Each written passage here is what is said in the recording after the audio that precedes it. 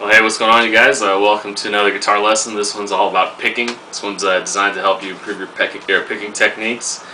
And as always, be sure to check out my website. It's redsgshredder.com, and I've got a lot of tabs and a bunch of text there that'll accompany these lessons.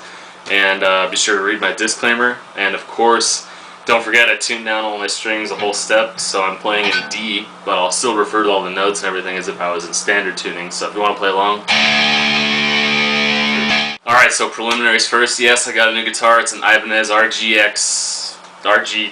or something, DX. It's white. It's got neck through, and it's got the Edge, something Floyd Rose. But anyway, this video is not about the guitar. It's about a lesson of picking. So we'll talk about the guitar some other time. Anyway, first of all, rhythm guitar playing requires you to have a lot of right and left hand coordination, and a big part of it is your picking mechanics with your right hand. And the best advice I can give you is that a lot of people want to pick fast, they want to play fast, but fast, sloppy picking is always going to sound worse than if you're just playing slow, but you're on time and you're playing clean. So always be sure to be on time, be clean, don't be sloppy, and don't just try to play fast just for the sake of playing fast. First thing first, you want to choose a pick. The type of pick I like to use is a Jim Dunlop. It's called the Glow Standard. I use 1.14 millimeters thick. You probably can't really see it, but this is the best pick I've ever used, and I strongly suggest you try it out. It's made out of nylon, so it doesn't break in half. So if I bend it, it's just gonna pop right back. Whereas if you have a regular, like a plastic guitar pick, you might get something like this. Here's just a regular guitar pick. If you bend it, it's not coming back. So anyway, that's a nice thing. It also has a grip so you don't drop it, and it glows in the dark, so that's cool. But in general, whatever type of pick you decide to use, I would suggest you use something that's thick. The reason is because you want a lot of power and control, and you'll get that with a thick pick. With a thin pick, you won't really get that as much, and you can still do all kinds of strumming and stuff like that with a thick pick anyway.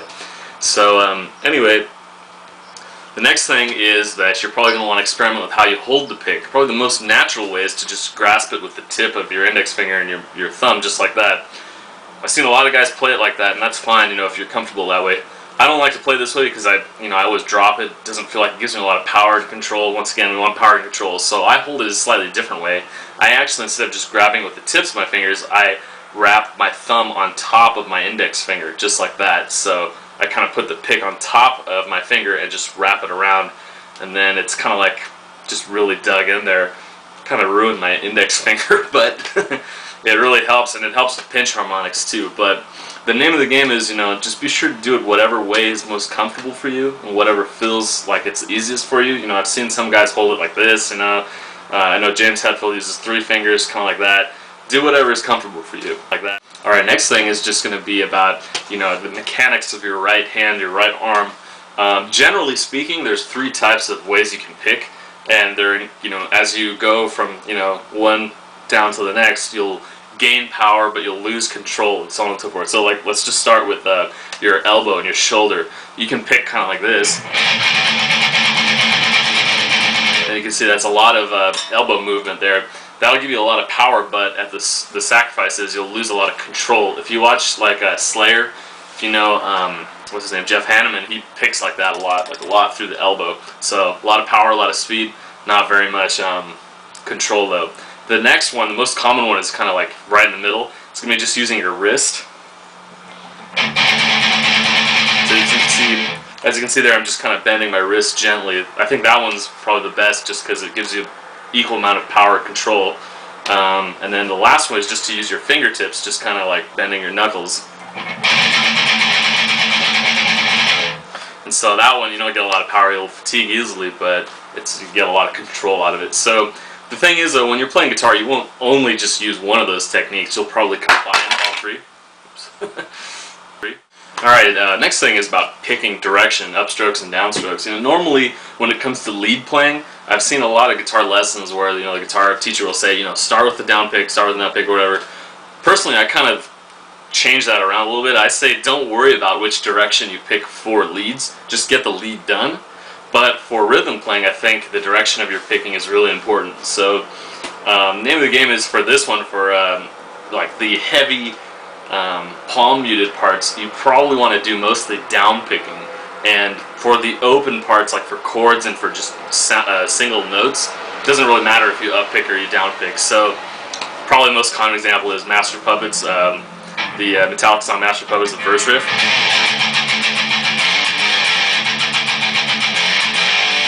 You really should play that one all with downstrokes there. If you don't play with downstrokes, just do alternate picking, it's gonna, kind of take away from the power of it a little bit. It's gonna sound not quite as good. And you should pick it, hard and be aggressive, because that's what metal is all about. It's about being hard and aggressive.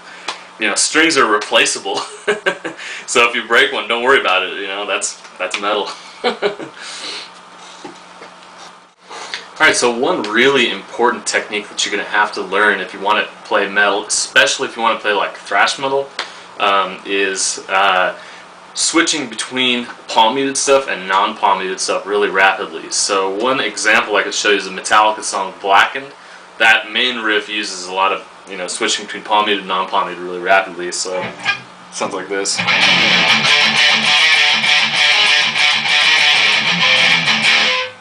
So for the parts that are that are palm muted, you probably want to downstroke those. Parts that are not palm muted, it doesn't really matter if you downstroke it or upstroke it. It can go either way. Another really good example is Fear Factory song. It's called Demanufacture.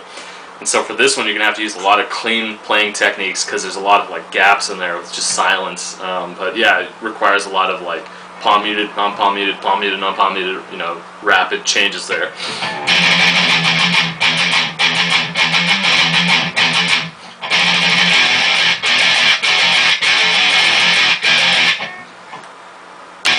You gotta really know, when to back off on the hard picking. I told you should play everything really hard. Well, of course there's always an exception to the rule.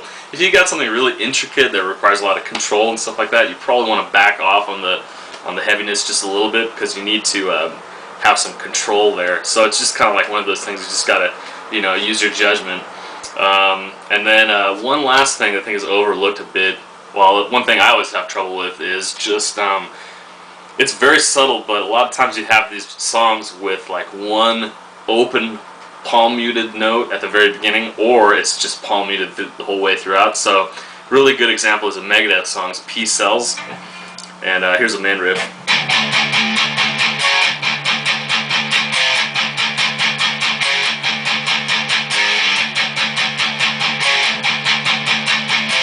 So anyway, so on and so forth. The main thing to notice there is that I'm not hitting that first note open, so I'm not doing this.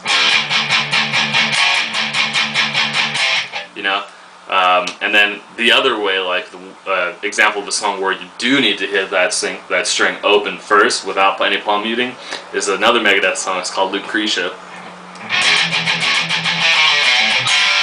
So that's the correct way to play it. With that one open note at the very beginning. You wouldn't want to play it like this.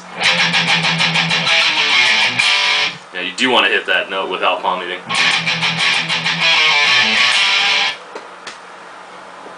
Alright, you guys, well, that's all I got for this lesson. Once again, just experiment with the way you hold the pick, and of course, like the angle you're going to hit those strings with your pick. And like I said, be clean and play slowly but cleanly if you have to, rather than fast and sloppy. Alright, you guys, thanks.